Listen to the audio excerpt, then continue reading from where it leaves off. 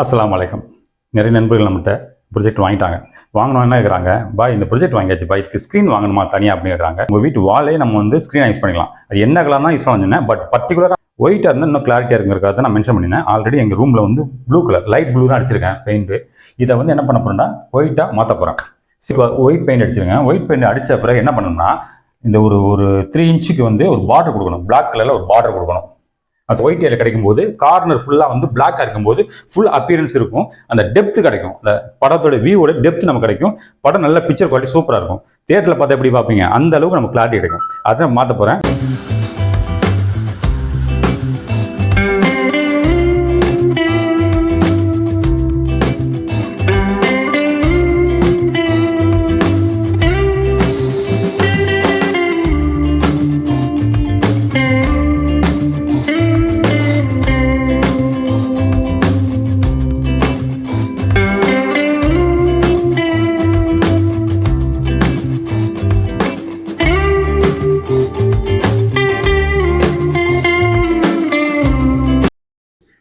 இப்போ நம்ம ஏற்கனவே சொன்ன மாதிரி இந்த வால் வந்து லைட் ப்ளூ கலர் இருந்துச்சு. இப்போ நான் ஒயிட்டாக சேஞ்ச் பண்ணிட்டேன்.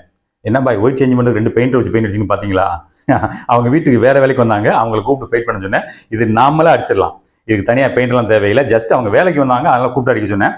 நீங்கள் என்ன பண்ணணும், கடையில் போய் ஒயிட் வாலுக்கு தேவைப்படக்கூடிய அந்த குவான்டிட்டி ஏரியா சொல்லிடுங்க. அதுக்கு தகுந்த மாதிரி நீங்கள் பெயிண்ட் வாங்கி நீங்களே வந்து ஒரு பெருசு எடுத்து சூப்பராக பண்ணிக்கலாம். செல்ஃபாக பண்ணுறதா, இதுக்கெல்லாம் தனியாக ஆள் தேவை கிடையாது. நீங்களே பண்ணிவிட்டு சைடு மட்டும் அந்த பார்டர் மட்டும் பிளாக் கலரில் கொடுத்துருங்க. ஏன்னா அந்த அப்பியரன்ஸ் நல்லா இருக்கும். அதாவது இந்த பிளாக் பார்டர் கொடுத்தீங்கன்னா இந்த அப்பியரன்ஸ் சூப்பராக இருக்கிறதுக்காக சொல்கிறேன். டெப்த் நல்லா இருக்கும் படம் பார்க்கறதுக்கு.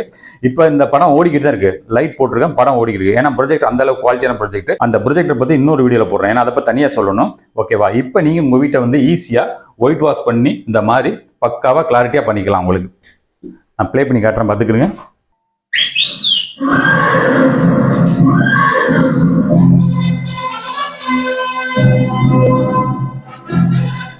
இப்போ இந்த பிக்சர் பார்க்குறீங்கல்ல, இது வந்து லைட் ஆன் பண்ணி படம் ஓடிக்கிட்டு. ஓகேவா? இப்போ வந்து இந்த லைட் ஆஃப் பண்ணிட்டு பார்ப்போம் எப்படின்னு பார்க்கலாமா? ஓகே.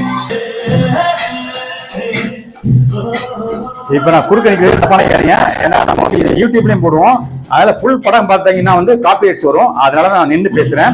இந்த பிக்சரைஸ் பண்ண பிறகு, அதாவது என்னுடைய ஸ்க்ரீனை, என்னுடைய வாலை வந்து நான் ப்ளூ கலர்லேருந்து ஒயிட்டாக மாற்றினோன்னே இந்த அளவுக்கு கிளாரிட்டி இருக்குது.